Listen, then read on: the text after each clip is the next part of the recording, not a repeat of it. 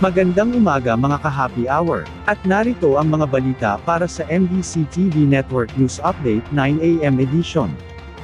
Bagong EDSA Kamuning Footbridge at Busway Station, ininspeksyon ni PBBM, bukas na sa publiko.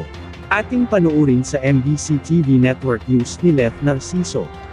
Ininspeksyon ni Pangulong Ferdinand Marcos Jr. ang bagong EDSA Kamuning Footbridge at Busway Station sa Quezon City.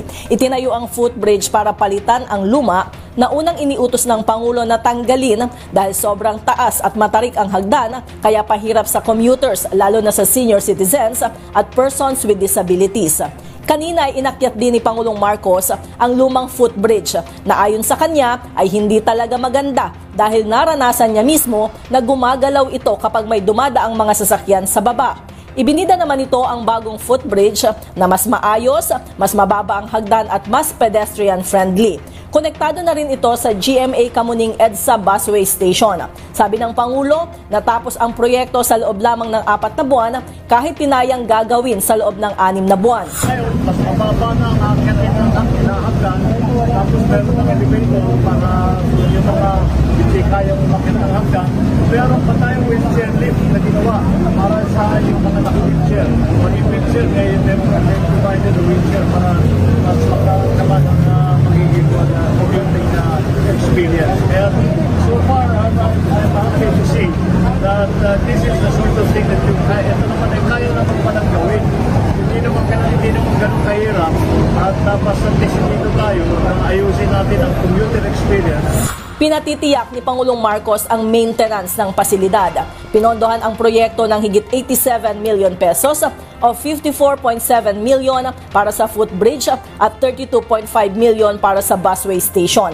Ang hakbang na ito ay bahagi ng layunin ng administrasyon na ayusin ang mga infrastruktura para mas maging ligtas at komportable sa publiko. Para sa MBC TV Network News, ito si Leth Narciso ng DZRH. Una sa Pilipinas, una sa Pilipino.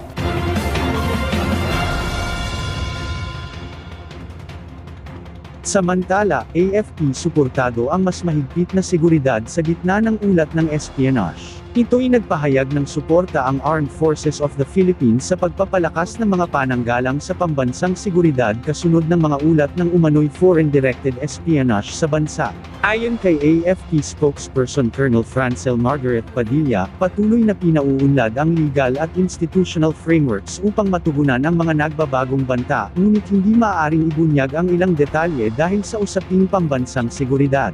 Nauna nang kinumpirma ng National Security Council na may mga Pilipinong inaresto dahil sa umano'y pagkakasangkot sa espionage na may kaugnayan sa China. Sa ngayon, wala pang pahayag ang Embassy of China in Manila, habang binibigyang diin ng AFP ang kahalagahan ng pagbabantay at koordinasyon ng mga ahensya laban sa makabagong banta tulad ng cyber at technological espionage.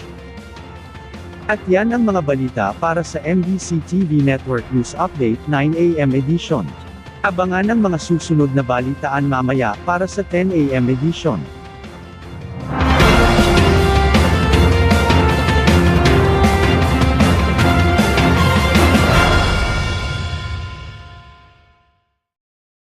Mga ka-happy hour, kung gusto mong manood ang mga balita sa MBC TV Network News Update, mag-subscribe sa aming YouTube channel, i-like ang aming Facebook page, at i-follow sa aming TikTok account.